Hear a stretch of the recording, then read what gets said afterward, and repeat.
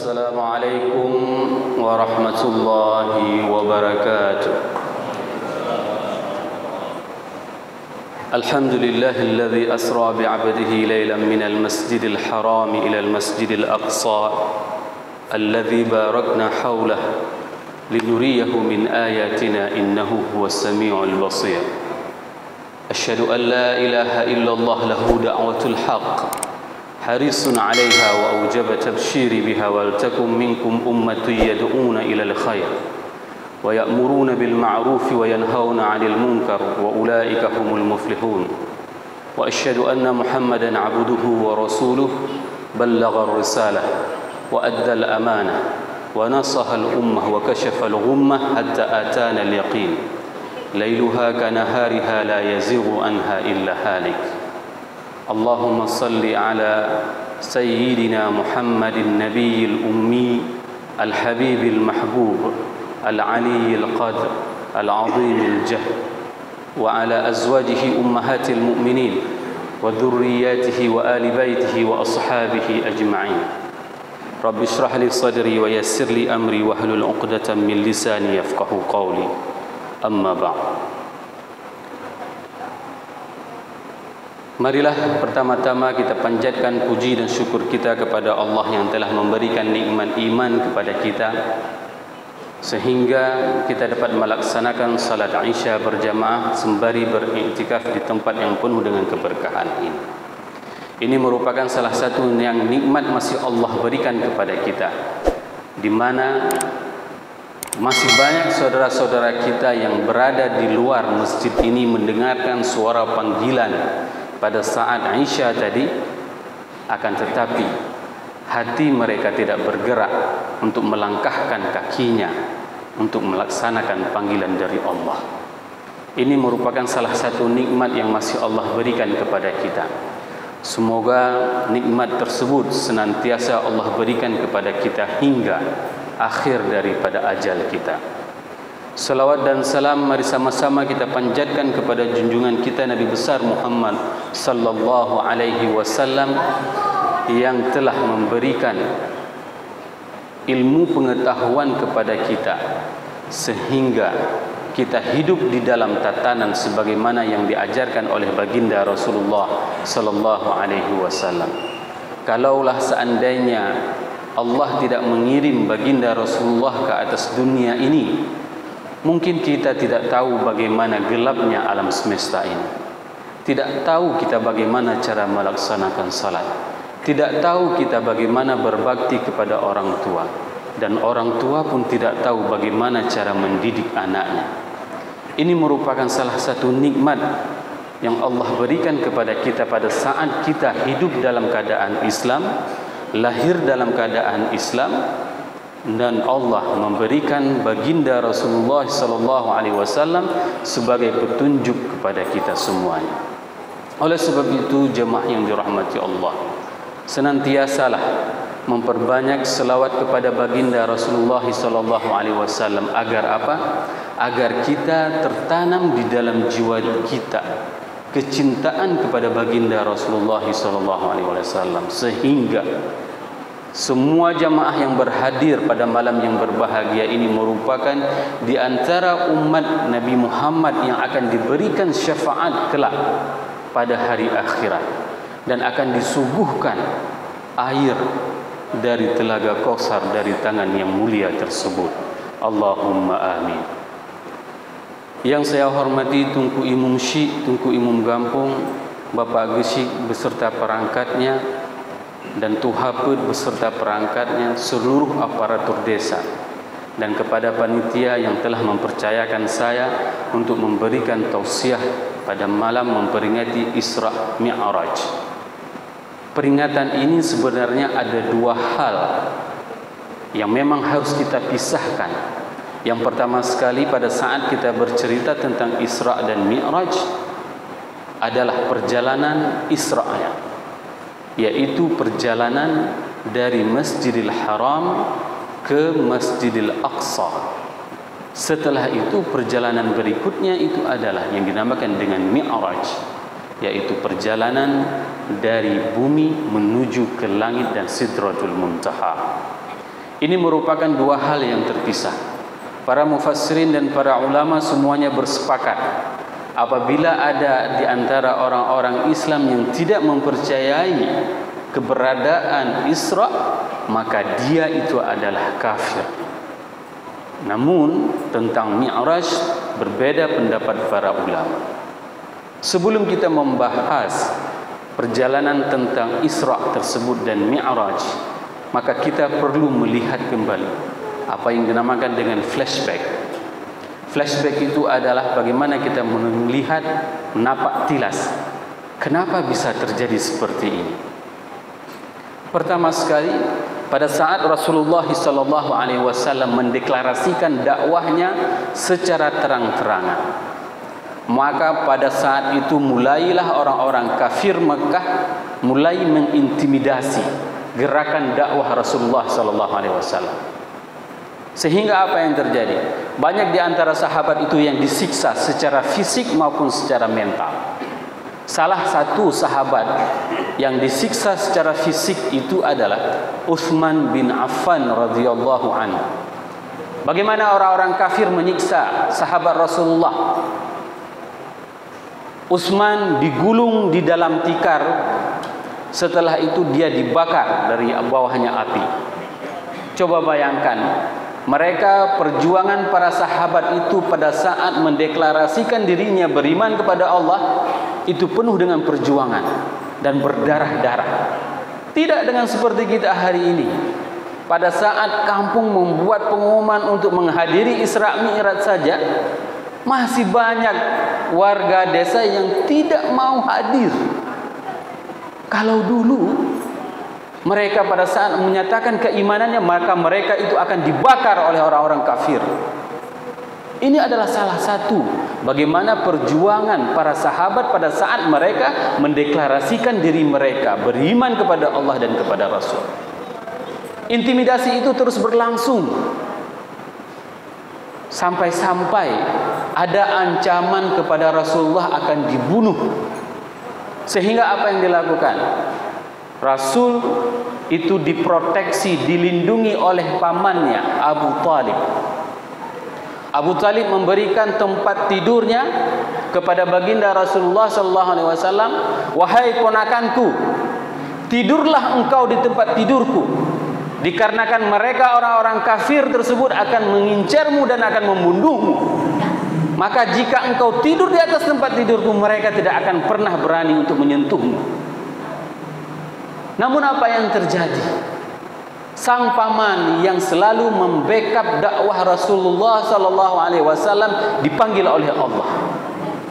Ini merupakan pukulan yang terberat bagi baginda Rasulullah SAW. Di saat pamannya yang melindunginya, yang memproteksinya, dan tidak ada orang kafir di Mekah yang berani menyentuh Nabi Muhammad, namun orang tersebut dipanggil oleh Allah.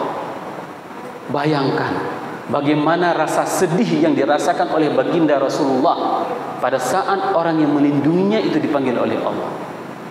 Dan pada tahun yang sama pula, Bapak Ibu jemaah yang dirahmati Allah, istri tercinta Ibunda Khadijah radhiyallahu anha dipanggil oleh Allah. Kecintaan Rasulullah terhadap Ibunda Khadijah itu sungguh luar biasa, sehingga banyak buku yang menulis tentang cintanya tersebut dan mengungkapkan dengan bahasa the real love story, the real love story of Muhammad. Itu mengungkapkan bagaimana kecintaan Ibunda Khadijah kepada baginda Rasulullah SAW. Pada saat Rasul menerima wahyu pertama, dengan tubuh gemetaran, menggigil. Begitu melihat Ibunda Khadijah, apa yang terjadi?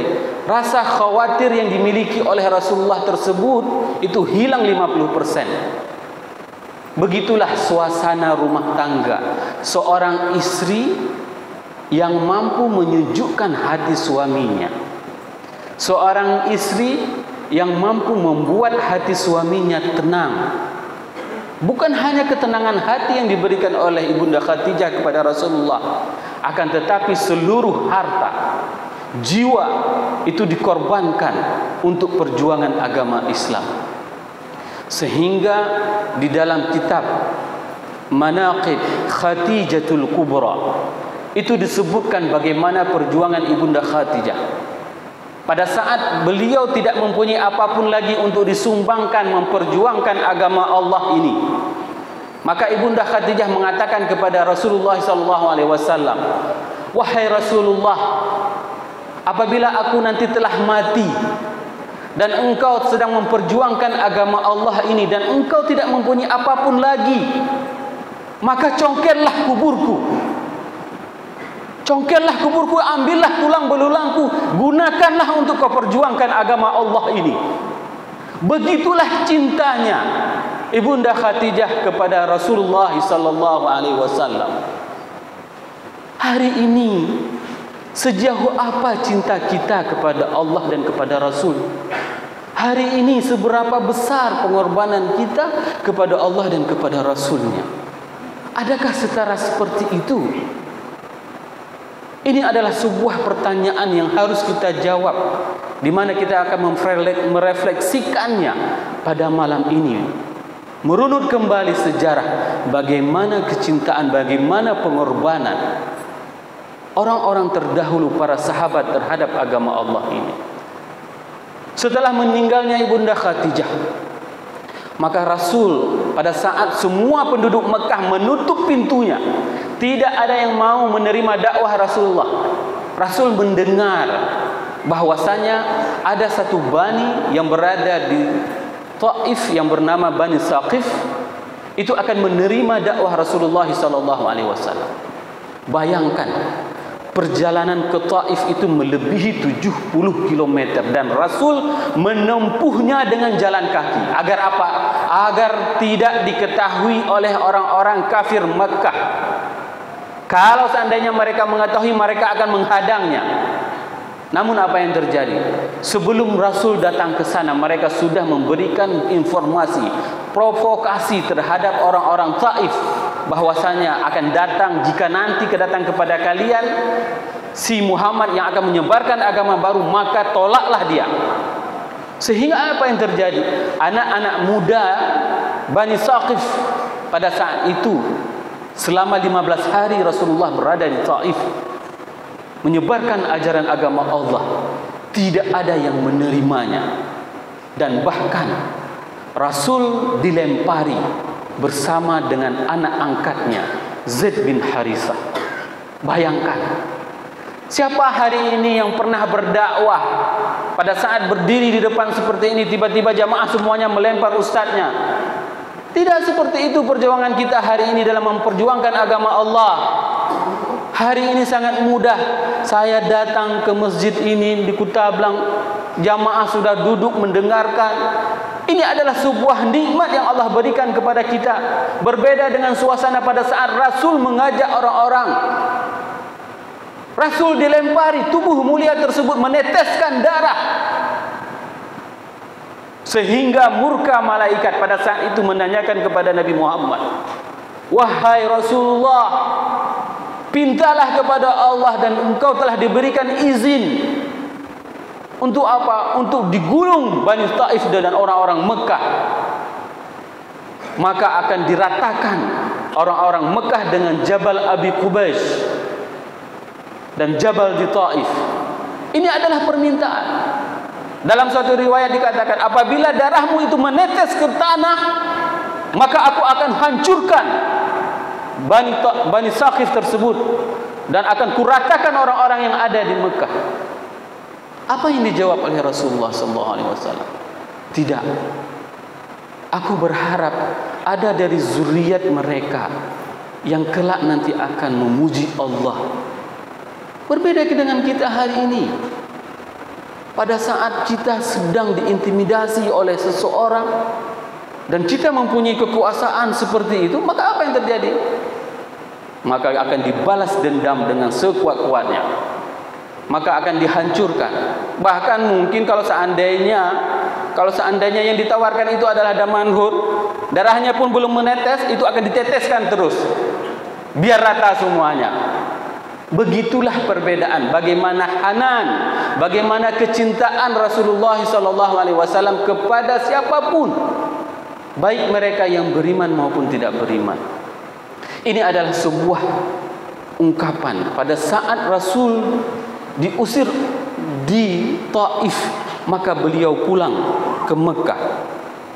Pada saat beliau pulang ke Mekah, beliau berdiri di maqbarah Khadijah. Pada saat itu beliau berdoa, Allahumma ilaika ashku dha'fa quwwati. Rasul mengadu kepada Allah, ya Allah, aku mengadu kepadamu bahwasanya lemahnya aku ini. Aku ini adalah seorang hamba yang mengajak umatmu untuk bisa mengenalmu, untuk bisa mengenal Rasulmu, agar mereka tidak diazab kelak nanti di hari akhirat. Kemana engkau akan antarkan aku? Apakah engkau akan mengantarkanku kepada musuhku yang melempariku, yang menghajarku, yang menghujatku? Ataupun engkau akan mengantarkanku kepada musuh di mana mereka itu adalah semua dalam urusanmu? Selama engkau tidak marah kepadaku, maka aku tidak peduli. Lihatlah bagaimana keyakinan Rasulullah dalam berdakwah. Rasul mengatakan selama Allah tidak murka terhadapnya, maka Rasul tidak akan pernah peduli. Mau dilempari, mau dicaci, mau dihina, tetap berjuang memperjuangkan agama Allah ini. Ini adalah sebuah kemuliaan yang dimiliki oleh baginda Rasulullah SAW. Inilah yang diadukan oleh Rasulullah, menyampaikan bahwasanya aku adalah hamba yang sangat lemah, tidak mempunyai kekuatan. Maka tolonglah hambamu ini. Agar apa? Agar manusia ini tidak dalam keadaan sesat, agar manusia ini tidak dalam keadaan kejahiliahan. Inilah pinta Rasulullah SAW. Pada saat itu, maka Rasul menghibur Rasulullah SAW dengan ayat Isra, ayat yang pertama. Subhanallazi asra bi 'abdihi lailan minal masjidil haram ilal masjidil aqsa alladzi barakna haulahu linuriyahu min ayatina innahu huwas samiul basir.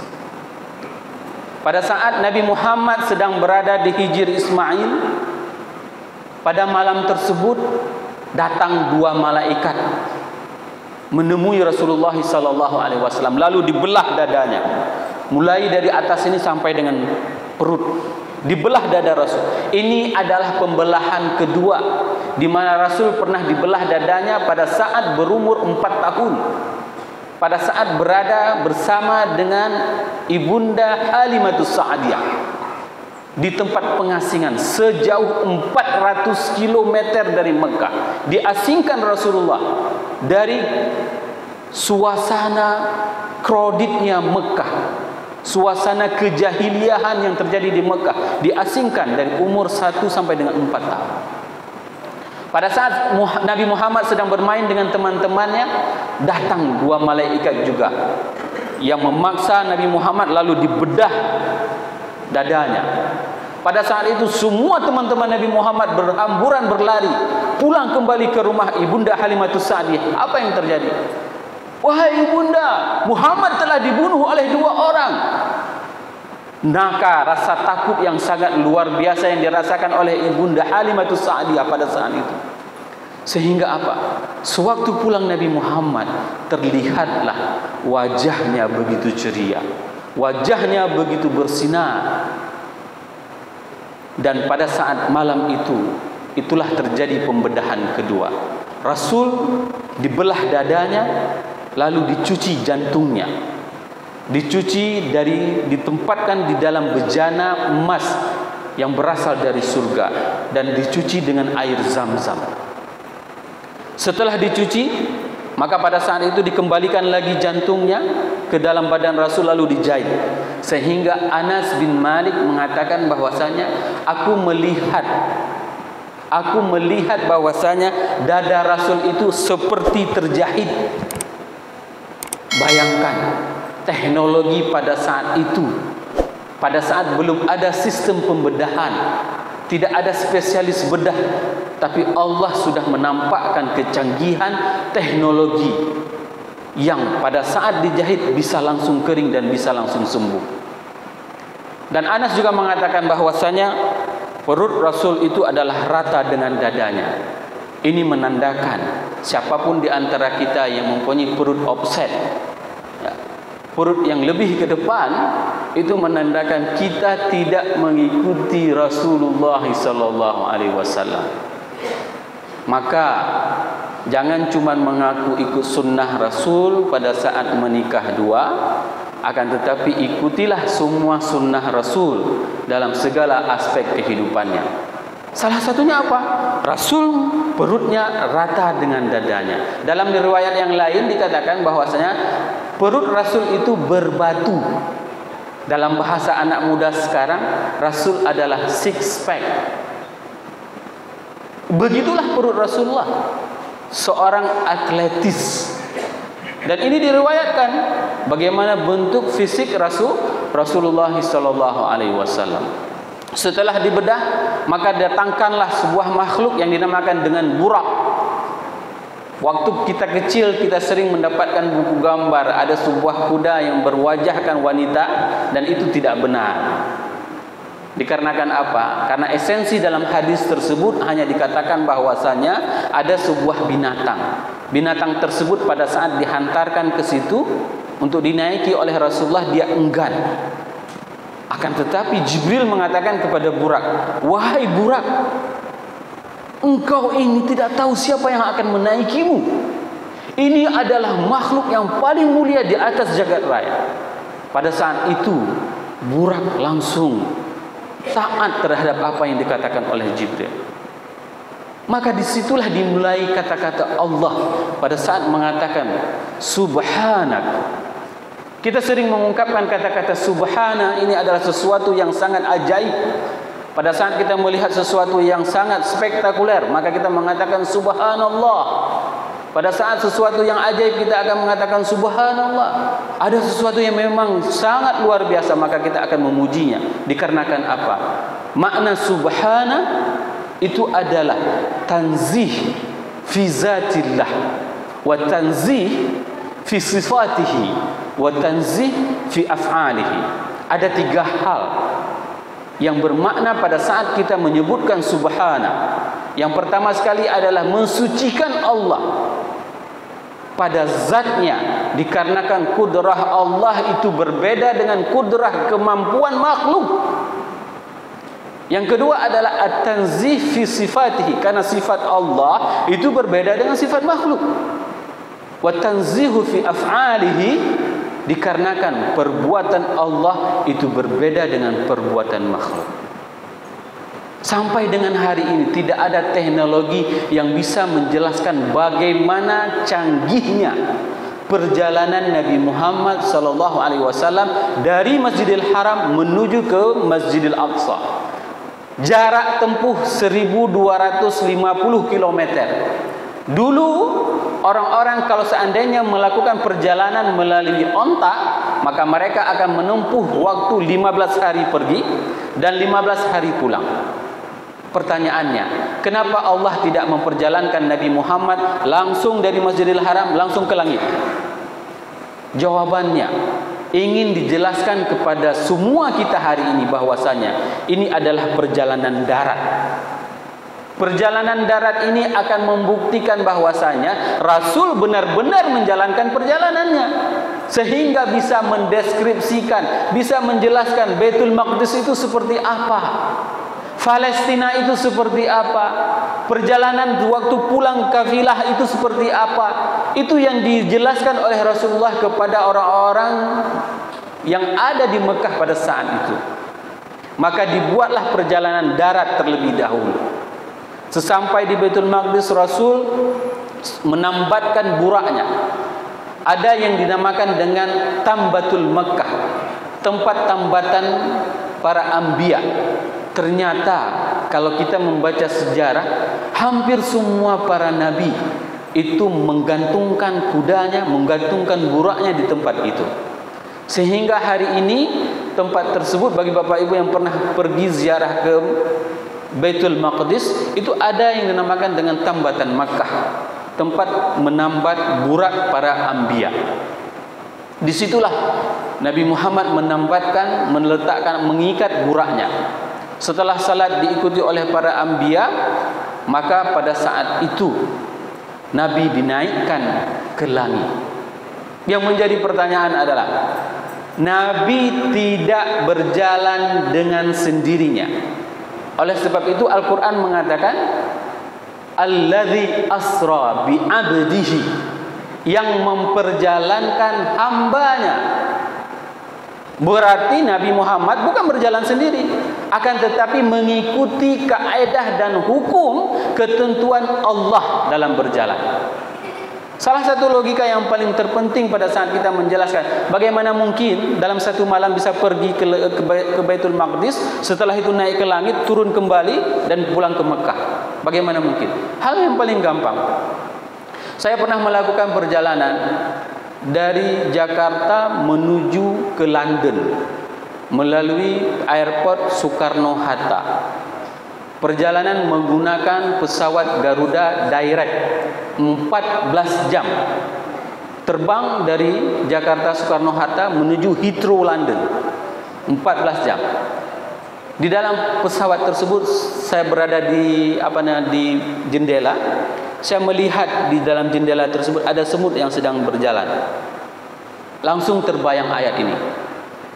Inilah yang dinamakan dengan diperjalankan. Sehingga kalau seandainya semut tersebut punya umur panjang, setelah dia pergi ke Heathrow London, setelah itu dia kembali lagi dengan pesawat yang sama, bercerita kepada semut yang ada di Jakarta, apa yang dikatakan oleh semut yang di Jakarta? Ulok. Ulok kan? Bohong. Mana mungkin kamu melakukan perjalanan ke London dalam beberapa hari, lalu kamu kembali lagi. Inilah yang dinamakan dengan miqyas. Kita menganalogikan kemampuan kita dengan kemampuan Allah. Tidak akan pernah masuk. Kalau dalam bahasa itu dikatakan it doesn't make sense. Tidak akan pernah masuk akal kita kalau seandainya kita mau mengukur kemampuan kita dengan kemampuan Allah. Maka ukurlah hal tersebut adalah dengan kemampuan Allah, karena Allah lah yang memperjalankan Nabi Muhammad. Allazi asra bi 'abdihi lailan minal masjidil haram ilal masjidil aqsa. Perjalanannya itu adalah di malam hari. Malam hari itu merupakan salah satu suasana yang paling tepat, yang paling hening.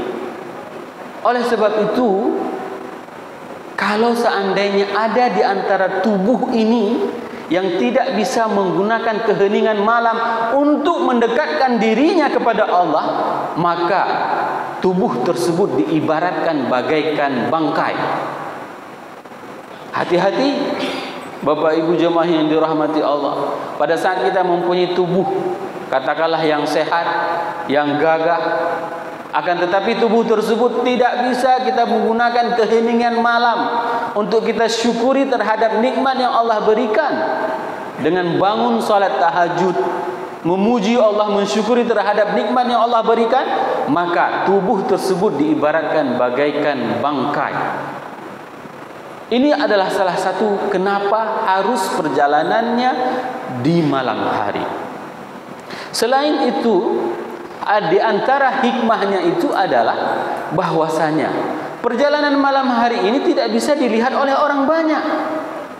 Sehingga perjalanan ini dinamakan dengan perjalanan hal yang gaib. Tidak ada orang yang mengetahuinya. Maka pada saat ayat ini dibacakan kepada orang-orang kafir Mekah, pada saat itu mereka itu sangat bahagia, bukan bahagia menerima. Akan tetapi orang-orang kafir Mekah mengatakan bahwasanya inilah kesempatan kita mengatakan kepada orang-orang semuanya, selama ini ternyata Muhammad itu memang pembohong. Itu yang dikatakan oleh orang-orang kafir Makkah. Ternyata dia memang bohong. Bagaimana mungkin dia melakukan perjalanan dalam satu malam ke Baitul Maqdis, naik ke langit, langsung pulang lagi? Pasti orang-orang Mekah tidak akan mempercayainya. Ini yang dikatakan oleh orang-orang kafir Mekah. Pada saat itu mereka mencoba untuk memprovokasi, menyampaikan berita tersebut. Dan ternyata yang mendengar pertama sekali, yang diprovokasi pertama sekali itu adalah Abu Bakar Siddiq. Pada saat disampaikan kepada Abu Bakar belum berjumpa dengan Nabi, belum berjumpa dengan Nabi Muhammad SAW. Pada saat itu disampaikan kepada Abu Bakar, wahai Abu Bakar, jika engkau mendengarkan Muhammad telah melakukan perjalanan semalam dari Masjidil Haram ke Masjidil Aqsa, kemudian dia naik langit bertemu dengan Tuhannya, dan dia kembali lagi ke Mekah, apakah engkau mempercayainya? Apa yang ditanyakan oleh Abu Bakar? Apakah perkataan tersebut keluar dari mulut Muhammad? Ya, perkataan tersebut keluar dari mulut Muhammad. Maka Abu Bakar menjawab, amantu bih, aku beriman terhadap apapun yang dikatakannya. Oleh sebab itu Rasul memberikan gelar kepada beliau adalah As-Siddiq, orang yang sangat mempercayai apapun yang dikatakan oleh Allah dan Rasul. Hari ini mungkin kalau seandainya berita tersebut, ayat tersebut, kita yang mendengarnya, mungkin juga kita termasuk di antara orang-orang yang menanyakan kepada Rasulullah, apa benar bahwasanya engkau telah melakukan perjalanan tersebut? Karena ada di antara orang-orang yang beriman, di antara para sahabat juga menanyakan seperti itu kepada Rasulullah. Apa buktinya wahai Nabi Muhammad bahwasanya engkau telah melakukan perjalanan ke Baitul Maqdis? Itu yang ditanyakan kepada Nabi Muhammad. Lalu Rasul menjelaskan bagaimana bentuk Masjidil Aqsa tersebut, sehingga bagi sebagian orang yang sudah pernah melakukan ke Masjidil Aqsa, perjalanan ke Masjidil Aqsa, mereka mengatakan, oh benar, ternyata engkau telah pergi ke sana. Bayangkan, tidak ada teknologi, tidak ada Twitter, tidak ada Facebook, tidak ada YouTube. Tapi pada saat mereka mendengarkan apapun yang disampaikan oleh baginda Rasulullah, maka mereka mengatakan, amantu bih, aku beriman terhadap apapun yang engkau sampaikan wahai baginda Rasulullah. Dan di antara mereka ada juga yang menanyakan, apa bukti lain bahwasanya engkau telah melakukan perjalananmu dari Masjidil Haram ke Masjidil Aqsa dan kembali lagi? Pada saat itu Rasul mengatakan kepada orang yang bertanya tersebut bahwasanya akan masuk Mekah satu kafilah, di mana mereka kehilangan satu ekor unta, dan unta tersebut ditunjukkan oleh seseorang sehingga unta itu bisa kembali lagi. Sesampai kafilah yang disampaikan oleh Rasulullah ke Mekah, lalu mereka menanyakan kepada kafilah tersebut, apakah tadi kalian ada kehilangan seekor unta dan kembali lagi untanya? Iya. Ada yang menyatakan bahwasanya unta tersebut hilangnya di sini. Bagi orang-orang yang mendengarkan seperti ini dan mereka mempercayainya, itulah yang dinamakan dengan nikmat hidayah. Inilah nikmat hidayah. Namun nikmat yang paling terbesar itu adalah pada saat berita tersebut dirasakan oleh Abu Bakar. Seharusnya rasa tersebut itu adalah kita rasakan hari ini. Apapun yang kita terima dari apa yang disampaikan oleh Allah dan Rasul, tidak perlu kita untuk menganalisanya lagi. Kenapa? Karena analisa kita itu sangat-sangat terbatas. Pernah mendengarkan sebuah hadis? Sebuah hadis yang dikatakan oleh Rasulullah SAW, apabila kamu terjatuh lalat ke dalam air makanan, maka celupkanlah satu lagi sayapnya. Kenapa? Karena baru bisa dibuktikan secara saintis, ternyata sayap lalat itu ada sisi positif dan sisi negatifnya. Kapan bisa ditemukan? Setelah sekian ratus tahun, 1443 tahun setelah diucapkan oleh baginda Rasulullah, maka ini baru bisa dibuktikan secara logika manusia. Maka jangan pernah berdebat terhadap apapun yang disampaikan oleh Allah melalui Rasulnya. terimalah secara totalitas sebagaimana Abu Bakar menerima totalitas apapun yang disampaikan oleh baginda Rasulullah sallallahu alaihi wasallam. Barakna haulah. Para mufassirin mengatakan bahwasanya barakna haulahu itu adalah keberkahan. Keberkahan itu adanya di Masjidil Haram dan di Masjidil Aqsa. Dan ada sebagian, pada saat saya sedang berada dengan salah seorang ulama dari Jawa, beliau mengatakan kalaulah seandainya tidak ada kata-kata barakna haulahu, mungkin Nabi itu tidak bisa melakukan perjalanannya seperti itu. Kenapa? Karena instrumen keberkahan itu diciptakan oleh Allah untuk baginda Rasulullah untuk melakukan perjalanan tersebut. Dalam bahasa yang lain, keberkahan itu di mana kita dapati? Di Masjidil Haram. Keberkahan itu akan kita dapati di mana? Di Masjidil Nabawi. Keberkahan tersebut di mana kita dapati? Di Masjidil Aqsa. Keberkahan di Masjidil Haram. Pada saat kita berada di Masjidil Haram, bagi Bapak Ibu yang sudah pernah melakukan ibadah haji maupun umrah, ada rasa ketenangan jiwa kita pada saat kita berada di sana. Terlebih, mana ada pemandangan yang sewaktu kita memandangnya bisa meneteskan air mata kita, kecuali kita melihat Ka'bah.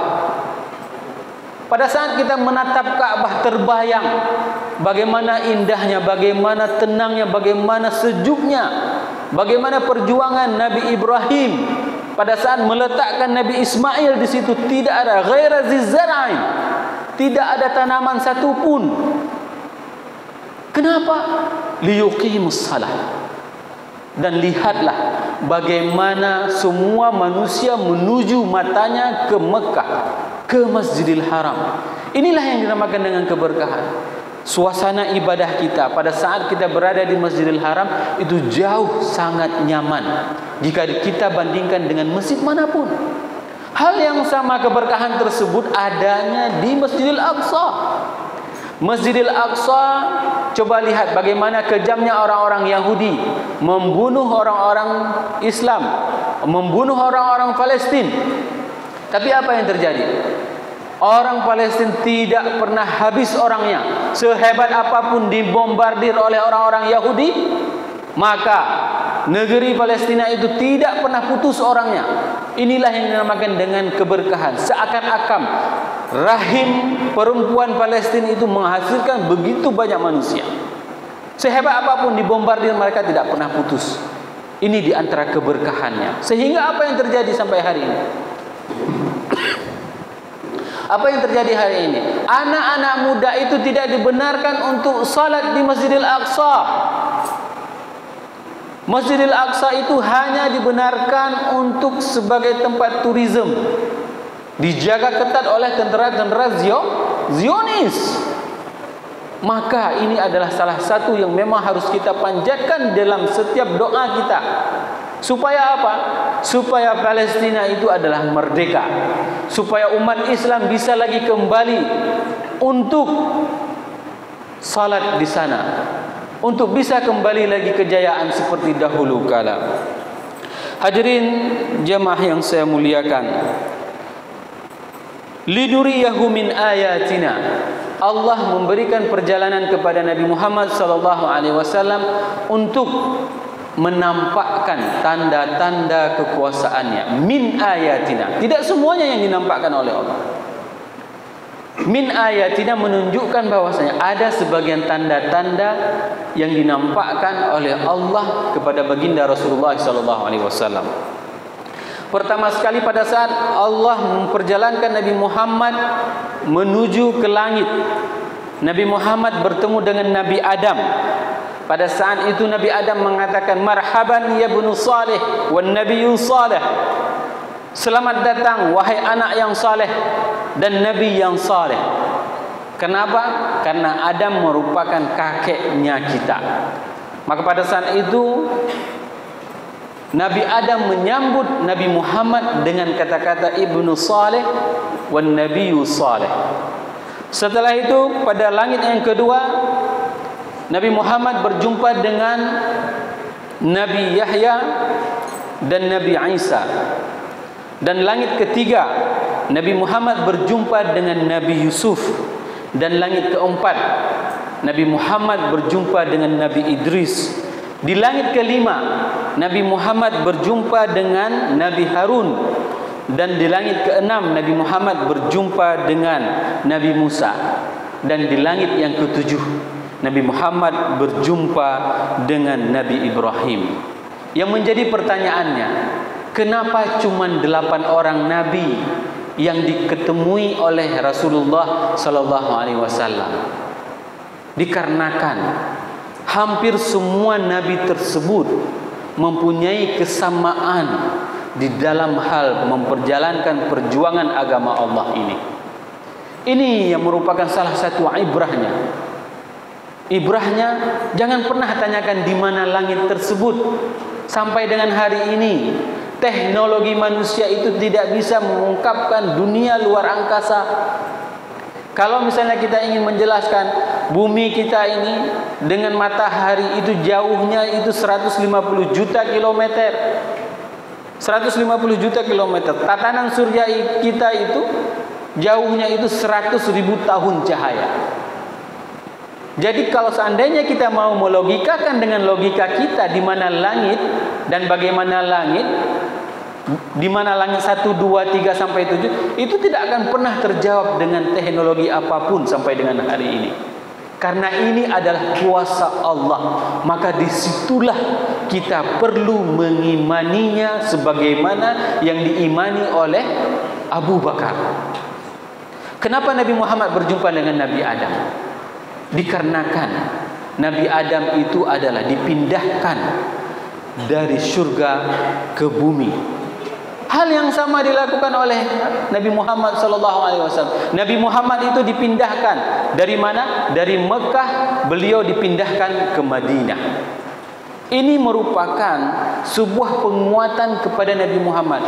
Wahai Muhammad, jangan bersedih engkau apabila engkau nanti akan diusir, sebagaimana diusirnya Adam dari surga, karena engkau juga akan diusir oleh kaummu dari Mekah akan menuju ke Madinah.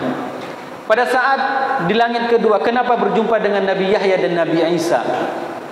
Dikarenakan pada saat Nabi Muhammad dipindahkan dari Mekah dan menuju ke Madinah, maka Nabi Muhammad akan berjumpa dengan orang-orang Yahudi. Sebagaimana Nabi Yahya dan Nabi Isa, mereka itu bertemu dengan orang-orang Yahudi sepeninggalannya Nabi Musa. Ini adalah kesamaannya. Engkau jangan heran wahai Muhammad, nanti engkau di Madinah engkau juga akan menemui orang-orang Yahudi sebagaimana Yahya dan Isa, mereka akan menemui orang-orang Yahudi. Dan pada langit ketiga, Nabi Muhammad diketemukan dengan Nabi Yusuf. Kenapa dengan Nabi Yusuf? Dikarenakan Nabi Yusuf itu didustai oleh kaumnya. Nabi Yusuf itu adalah dikhianati oleh saudaranya. Siapa yang mengkhianati dakwah Rasulullah? Abu Lahab. Siapa Abu Lahab itu? Adalah kaumnya. Inilah kesamaan antara dakwah yang dilakukan oleh Nabi Muhammad dengan dakwah yang terjadi pada Nabi Yusuf. Akan tetapi lihatlah bagaimana pada saat Nabi Muhammad memasuki kembali Makkah, pada saat Futuhul Makkah, maka Nabi Muhammad mengucapkan sebagaimana yang diucapkan oleh Nabi Yusuf, la tathriba alaikumul yaum. Inilah yang diucapkan oleh Nabi Yusuf kepada saudara-saudaranya, bahwasanya dia telah mengampuni semua kesalahan saudara-saudaranya. Pada saat memasuki Futuhul Makkah, tidak ada satu orang pun yang dibalas dendam oleh Rasulullah SAW. Hari ini kita begitu bangga, orang Islam begitu bangga dengan kelakuan Nelson Mandela. Saya membaca sejarah Nelson Mandela. Pada saat Nelson Mandela dimasukkan ke dalam penjara, dikenjingin oleh si penjaga penjara tersebut, dan pada saat dia menjadi presiden, dia berjumpa kembali dengan orang yang mengencinginya. Maka pada saat itu dia mengatakan, ku maafkan terhadap semua sikapmu yang dulu memperlakukanku. Bangga Padahal jauh lebih mulia Rasulullah sallallahu alaihi wasallam. Jauh lebih hebat Nabi Muhammad sallallahu alaihi wasallam. Nabi memaafkan semua kesalahan orang-orang Mekah selama mereka mengakui terhadap keimanannya kepada Allah dan kepada Rasul. Di langit keempat, kenapa Nabi Muhammad SAW bertemu dengan Nabi Idris? Dikarenakan Idris adalah salah seorang Nabi yang mempunyai amalan-amalan soleh.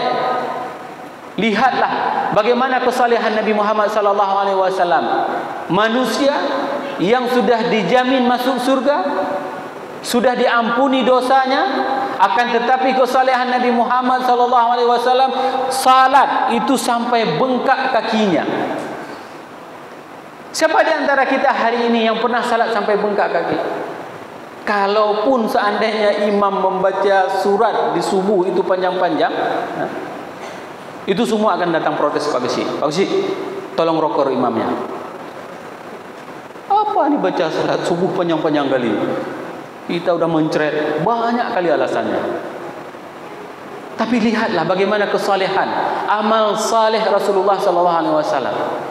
Bahkan Rasul itu diibaratkan kedermawanannya itu adalah karihul mursal, seperti angin yang menghembus. Begitulah kedermawanannya Rasulullah SAW. Rasul itu bukan tidak mempunyai harta. Rasul itu sangat kaya. Menikah itu dengan mahar 30 ekor unta, 800 juta mahar Rasulullah SAW. Kalau ada apapun itu akan diberikan kepada orang lain. Begitulah kesalehan Rasulullah SAW. Dan inilah yang diberikan contoh. Engkau ketemukan dengan Idris agar kesalehanmu itu tetap istiqamah. Ini pelajaran penting kepada kita. Karena kita bukan Rasul, karena kita bukan Nabi. Bagaimana kesalehan kita? Ini yang harus kita perbaiki selama ini, jamaah yang dirahmati Allah. Pada langit keenam, Nabi Muhammad dijumpakan dengan Nabi Musa. Kenapa Musa? Karena Musa dakwahnya itu adalah di antara nabi yang paling banyak mendapatkan tantangan dari umatnya. Tidak tanggung-tanggung, Musa berhadapan dengan penguasa yang zalim. Siapa namanya? Fir'aun. Tidak ada penguasa yang paling zalim kecuali memang Fir'aun. Kenapa? Kezalimannya itu saya sampai mengaku bahwasanya Anallah, akulah Tuhan. Bagaimana kezaliman orang tersebut? Dan kekuasaannya itu sungguh luar biasa, spektakuler Bapak Ibu jamaah yang dirahmati Allah. Kami itu belajar di Mesir dan alhamdulillah saya dapat melihat bagaimana suasana Mesir. Pasak-pasak tiang istana Fir'aun itu 3 orang kita peluk itu tidak akan bisa. Begitulah besarnya pasak tiang kerajaan Fir'aun. Bukan seperti tiang masjid kita. Pasak tiang itu menjulang tinggi. Dan ada satu bangunan di Mesir tersebut yang dibangun oleh Fir'aun. Itu matahari hanya akan masuk dalam 1 tahun 1 hari, melewati dan melintasi di atas bangunan tersebut, sehingga full cahayanya itu pas di atas bangunan tersebut. Bayangkan bagaimana canggihnya teknik sipil pasukan Fir'aun. Tapi apa yang terjadi? Pada saat Fir'aun tidak mau beriman kepada Allah dan kepada Musa, maka dia ditenggelamkan ke dalam Laut Merah. Ini pelajaran penting. Sehebat apapun penguasa hari ini, kalau seandainya dia tidak taat kepada Allah dan kepada Rasulullah, maka dia akan ditenggelamkan dan dia akan dihancurkan. Begitu juga Musa. Musa mendapatkan perlawanan yang sangat luar biasa. Dari siapa? Dari saudagar kaya yang dinamakan dengan Namrud. Kalau hari ini ada orang kaya di antara kita mempunyai kunci brankas bank. Kunci brankas bank yang dimiliki oleh orang itu paling banyak brankas bank itu cuma 10 buah. Tapi ya, Namrud itu adalah orang yang paling banyak kunci brankas bank, sehingga orang angkat pun itu tidak sanggup. Bagaimana kekayaannya? Si Qarun tersebut, Qarun tersebut mempunyai kunci brankas bank yang paling banyak, sehingga orang kuat pun tidak sanggup mengangkatnya kunci brankas tersebut. Begitulah kekayaan yang dimiliki oleh Qarun, sehingga kedua orang tersebut itu diungkapkan dengan kata-kata bagha dan tagha. Apabila ada penguasa yang tidak mau taat kepada Allah dan Rasul, maka itu diungkapkan dalam Al-Quran dengan kata-kata tagha. Izhab ila fir'auna innahu tagha. Pergilah kepada Fir'aun, dikarenakan Fir'aun itu kelewat batas. Adapun orang yang kaya, ini hati-hati Bapak Ibu yang mempunyai harta, akan tetapi tidak mau menafkahkan hartanya di jalan Allah sebagaimana yang dilakukan oleh Ibunda Khadijah, maka orang tersebut akan diungkapkan dan akan dipanggil di dalam Al-Quran dengan kata-kata bagha. Bagha, orang kaya akan tetapi tidak mau menafkahkan hartanya di jalan Allah. Sangat luar biasa. Sebuah ilustrasi ibu-ibu. Ibu-ibu telah menikah dengan seorang bapak. Pernikahannya itu adalah dikarenakan rasa cinta. Setiap bulan diberikan uang oleh suami yang sangat mencintai ibu. Setelah sekian tahun, maka alhamdulillah ibu sudah bisa mengumpulkan emas 1 mangkok bakso besar. Apa yang terjadi? Emas tersebut ibu simpan di dalam sebuah lemari yang sangat aman. Tidak ada yang tahu. Suami pun tidak ada yang tahu. Disimpan baik-baik. Tanpa ada angin, tanpa ada petir, tanpa ada hujan, tiba-tiba ibu dipanggil sama Allah. Inna lillahi wa inna ilaihi raji'un. Sang suami sangat setia, Bu. Tidak akan menikah 1 bulan. Bulan kedua, bulan ketiga sudah mulai masuk angin. Sudah nampak anak gadis yang baru. Sehingga apa yang terjadi? Melalui hasil sebuah pendekatan dikenalkanlah dengan anak gadis yang baru. Akhirnya menikah kembali. Ibu di dalam kuburan itu kekurangan amal. Kenapa? Karena hanya menyimpan-nyimpan saja emas tadi. Nah, sewaktu istri muda ini lagi bongkar-bongkar lemari, ketahuan ada emas 1 mangkok bakso. Rela. Seandainya emas tersebut disedekahkan untuk masjid, untuk wakaf, untuk agama Allah, mungkin ibu udah langsung masuk surga langsung. Tapi ini apa yang terjadi? Dipending, dan ibu melihat sendiri bagaimana sedihnya hatinya melihat semua emas tersebut diambil sama istri muda. Rela, Bu? Tidak ada yang rela, 1 orang pun. Makanya pada saat orang dicabut nyawanya, itu apa yang diminta oleh orang?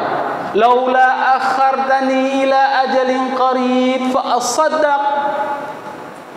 Kalaulah seandainya aku diberikan umur panjang, maka aku akan bersedekah. Sama juga bapak-bapak juga seperti itu. Pada saat bapak-bapak mempunyai harta, tidak mensedekahkan hartanya di jalan Allah, tidak membantu agama Allah, maka pertanyaannya pada saat itu, ya Allah berikanlah aku umur panjang supaya aku bisa bersedekah. Bukan minta kawin 2. Pada saat mau dicabut nyawanya, bukan minta kawin 2, tapi tetap mau bersedekah kembali. Inilah perjalanan kenapa Allah mempertemukan Nabi Muhammad di langit ke-6 dengan Nabi Musa. Dan yang ke-7, Allah mempertemukan dengan Nabi Ibrahim. Pada saat Rasulullah SAW bertemu dengan Nabi Ibrahim, pada saat itu Nabi Ibrahim bersandar di Baitul Ma'mur. Inilah sebuah hikmah. Sebuah hikmah bahwasanya Rasul melaksanakan haji wada, di mana semua manusia mempunyai hati untuk kembali ke Mekah. Semua kita mempunyai rasa tertarik. Ada magnet di mana manusia semuanya akan bertawaf mengelilingi Ka'bah. Bahkan tidak ada yang bisa menghentikan tawaf tersebut kecuali salat fardu. Pada saat orang-orang sedang melakukan apapun kegiatannya, maka itu tawaf terus berjalan. Sehingga Profesor Zaghlul Naggar, salah seorang profesor dari arkeologi dari Mesir, beliau mengatakan, seandainya tidak ada lagi orang yang bertawaf di Ka'bah, maka tenaga elektromagnetik bumi ini itu tidak ada lagi. Ini adalah salah satu rahasia. Kenapa orang itu bertawaf berbalik arah dengan jarak jarum jam, dikarenakan akan menghasilkan tenaga elektromagnetik. Ummul Qura itu disebut dengan Ummul Qura dikarenakan itu adalah pusatnya dunia. Sehingga apabila hari ini kita membagikan waktu itu dengan Greenwich, itu adalah suatu kesalahan. Seharusnya waktu yang menjadi patokan kita itu adalah waktu di Mekah, karena itu adalah pusatnya bumi, pusatnya dunia. Maka inilah hikmah kenapa Nabi Ibrahim mendoakan kepada kita semuanya agar kita condong hati kita untuk melaksanakan ibadah haji. Selanjutnya Rasulullah melanjutkan perjalanan ke Sidratul Muntaha. Pada saat itu Rasul diperlihatkan syurga dan Rasul diperlihatkan neraka. Hari ini informasi tentang syurga, informasi tentang neraka itu kita ketahui dari ayat Al-Quran. Namun Rasulullah SAW sudah melihat dengan mata kepala sendiri. Hal yang sama juga Bapak Ibu jamaah yang dirahmati Allah. Pada saat Bapak Ibu semuanya mendengarkan pengumuman nanti malam ada Isra Mi'raj, siapa yang ceramah? Ustadz Damanhur katanya. Ada lihat enggak? Enggak ada. Saya cuma dengar aja suaranya senyap-senyup dari luar masjid. Oh, kalau saya lihat langsung, saya berada di tiang ini, mendengarkan langsung apa yang disampaikan. Inilah perbedaan antara kita dengan Rasulullah. Rasul sudah melihat langsung surga dan sudah melihat langsung neraka. Nah, apa saja yang dilihat oleh Rasulullah SAW? Pada saat itu Rasul melihat salah seorang nenek tua yang sangat tua umurnya dengan menggunakan segala perhiasan yang ada. Lalu pada saat itu Rasulullah menanyakan kepada Jibril, siapakah dia itu? Jibril mengatakan, itulah dunia. Dunia yang berhias tentang dirinya dengan semua komponennya. Sehingga apa dikatakan oleh Allah? Zuyyina lin-nasi hubbus syahawati minan nisa'i wal banina wal qanatiril muqantarah. Ini adalah perangkat pernak-pernik dunia itu dihiasi dengan harta, dihiasi dengan wanita, dihiasi dengan semua ini. Akan tetapi semua hiasan ini itu tidak akan pernah berumur panjang. Kalaupun kita ingin mengatakan bahwasannya dunia ini akan berumur 1000 tahun lagi atau 1 miliar tahun lagi, akan tetapi berapa umur kita? Umri ummati ma baina sittina wa sab'in. Itu yang dikatakan oleh Rasulullah SAW. Sesehat apapun pola hidup kita, mau hidup teratur sehebat apapun, Rasul sendiri yang mengatakan, dan saya mempercayainya hakul yakin, umur kita itu tidak lebih dari 60 dan 70 tahun. Selesai. Kalau ada yang 100 itu bonus. Untuk apa 100? Ya. Tapi beolnya sudah di mana-mana. Tidak bisa buat apa-apa lagi. Yang ada membuat orang mudhara. Maka dikatakan oleh Rasulullah SAW, umur umatku itu adalah antara 60 sampai dengan 70 tahun. Apa yang kita lakukan selama hidup ini? Ini yang harus kita persiapkan. Kenapa? Karena wal akhiratu khairun wa abqa. Karena kehidupan di akhirat itu adalah lebih baik dan abadi. Umur kita 60 tahun. Bahkan ada di antara kita yang mempunyai saudara yang dipanggil oleh Allah hanya berumur sangat muda. Ada yang masih bayi dipanggil oleh Allah. ada yang masih remaja. Berapa banyak di antara kita, bahkan angka menunjukkan bahwasanya hasil statistik, ternyata orang yang paling banyak meninggal itu adalah anak muda, bukan orang tua. Ini yang kasus yang terjadi hari ini. Orang ketabrak, mabuk semuanya, kecelakaan. Sangat banyak angka kematian itu dialami oleh anak muda, bukan orang tua. Orang tua kok nggak mati-mati? Pertanyaannya. Sehingga ada pertanyaan dari anaknya, kenapa nggak mati-mati orang tua? Nah, Bapak Ibu jemaah yang dirahmati Allah, yang berikutnya yang dilihat oleh Rasulullah adalah orang yang dibakar di dalam oven. Ternyata di dalam neraka yang begitu panas apinya itu dibuat juga oven. Oven, ibu-ibu yang sering masak kue itu tahulah bagaimana panasnya oven. Ternyata di dalam neraka ada oven juga. Oven tersebut hanya dibakar orang-orang yang melakukan praktek riba. Ini yang paling bahaya hari ini. Berbagai macam alasan, ya. Kalau dalam bahasa Aceh dikatakan kih, ya.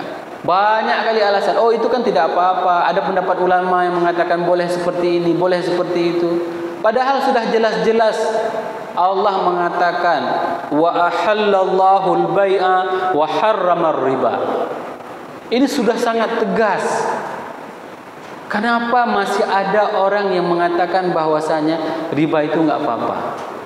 Riba itu enggak apa-apa, selama itu bisa beginilah alasannya, begitulah, harus kita sesuaikan bagaimana perkembangan ekonomi hari ini, tidak bisa kita elakkan. Tapi ingat, Rasul sudah melihat dengan mata kepala orang pelaku riba itu dibakar di dalam oven. Dan yang berikutnya yang dilihat oleh Rasulullah SAW itu adalah khutabaul fitnah. Ini yang paling bahaya. Khutabaul fitnah itu disiksa di dalam neraka, lidah mereka itu ditarik lalu dipotong lidahnya dan mulutnya digunting.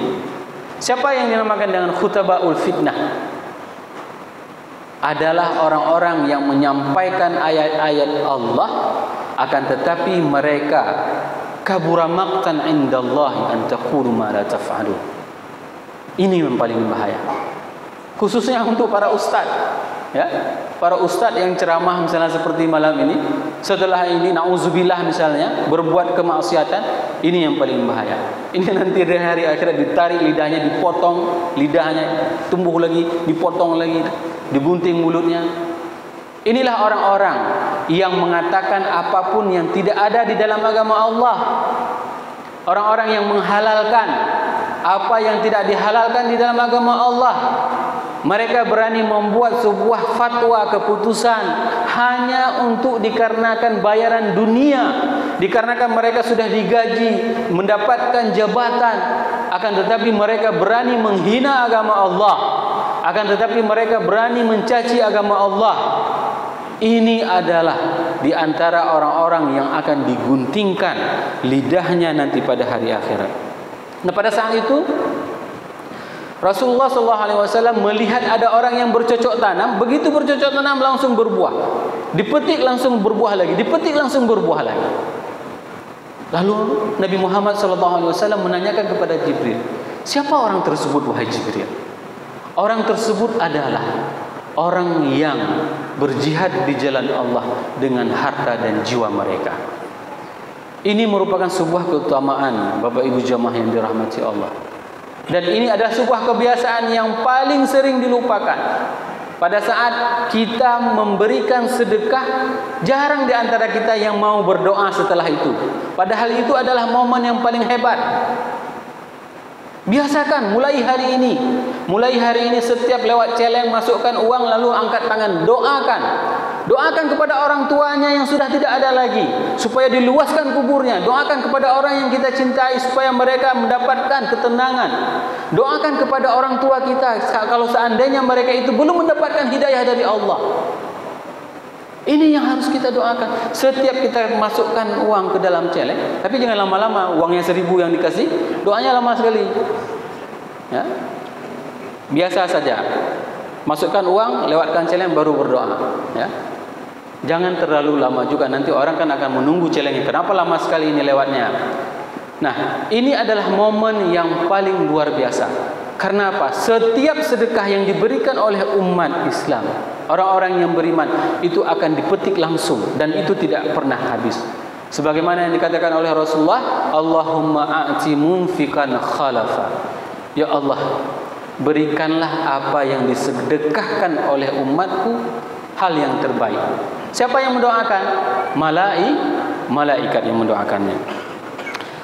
Bapak Ibu jemaah yang dirahmati Allah, dan yang terakhir di Sidratul Muntaha Rasulullah mendapatkan perintah wahyu untuk menerima salat. Kita tidak menceritakan bagaimana dialog dengan Nabi Musa, akan tetapi satu-satunya ibadah yang disyariatkan oleh Allah di langit adalah ibadah salat.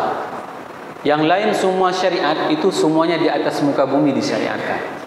Contoh misalnya puasa, jihad, semuanya itu di atas muka bumi, kecuali salat. Salat itu disyariatkan di mana? Di langit. Begitulah keistimewaan salat. Maka harapan saya terutama kepada bapak-bapak semuanya, janganlah pergi salat berjamaah itu dikarenakan ada Isra Mi'raj saja. Ini hal yang paling terpenting. Dan jangan cuman pergi ke masjid karena dirinya sendiri, akan tetapi tidak pernah melibatkan anaknya. Anak-anak yang duduk di malam ini mendengarkan sambil bermain, sambil berbicara, itu akan terekam di dalam otak kepalanya tentang cerita ini semuanya. Dan itu diungkapkan oleh salah seorang teman saya. Pada saat saya berada di Amerika, ada salah seorang teman yang mengakuinya bahwasanya dia mendapatkan nuqtatul intilaq, starting point taubatnya. Kapan? Pada saat dia dengan kehidupan yang sangat glamor di Amerika, dengan mabuk-mabukannya. Pada saat itu dia teringat suatu hari dia pernah duduk mendengarkan ceramah dibawa oleh ayahnya, dan disitulah dia mendapatkan hidayah.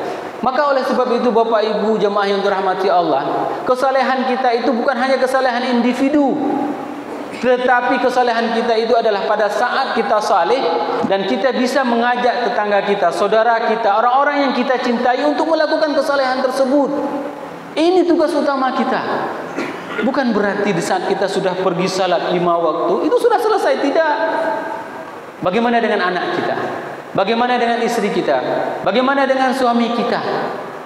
Kalau seandainya ini banyak yang terjadi dan keluhan curhat dari ibu-ibu, Ustaz, bagaimana caranya mendidik anak untuk salat Ustaz? Berapa umur anaknya, Bu? Sudah 18 tahun. Bapaknya ada salat? Enggak. Cocoklah. Antara kuntilanak, gundurwo sama tuyul, satu paket semuanya. Kenapa? Karena pendidikan itu harus kita mulai dari dini. Dari dinilah kita harus mengajarkan kepada anak-anak kita.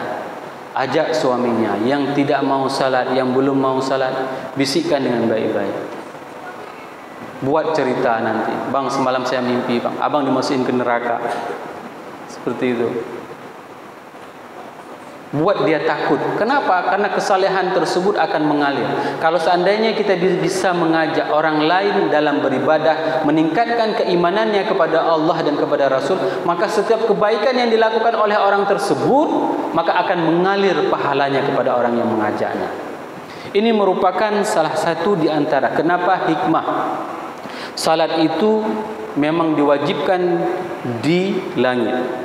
Dan pada terakhir sekali, karena waktunya sudah 1 jam lebih, Allah mengatakan innahu huwas samiul basir, bahwasanya Allah Maha mendengar dan Maha melihat.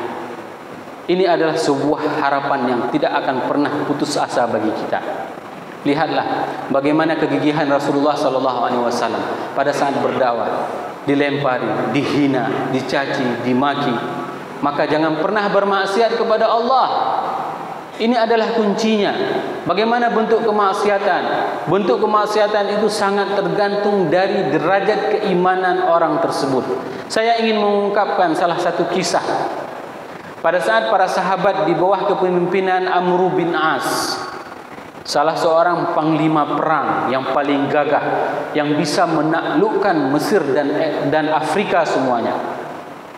Pada saat penaklukan Mesir itu, setelah sekian lama tidak bisa ditembus Mesir.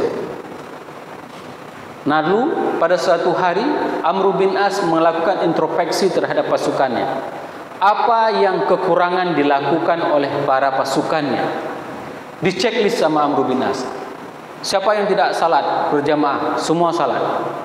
Siapa yang tidak salat tahajud? Semua salat. Siapa yang tidak puasa? Semua puasa Senin Kamis. Semua amal-amal sunnah itu telah dilakukan.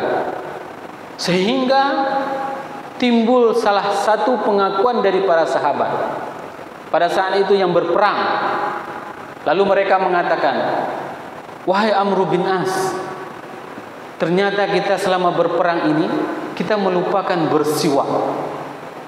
Coba bayangkan, derajat gosok gigi bagi mereka itu adalah sudah seperti itu tingkatannya. Pada saat mereka mulai bersiwak hari itu, maka mereka bisa menaklukkan Mesir juga pada saat itu. Begitulah keutamaan di dalam mengamalkan apapun yang diperintahkan oleh baginda Rasulullah sallallahu alaihi wasallam. Semoga apa yang saya sampaikan ini bermanfaat kepada diri saya dan kepada jamaah semuanya, sehingga kita bisa meningkatkan keimanan kita kepada Allah dan kepada Rasul.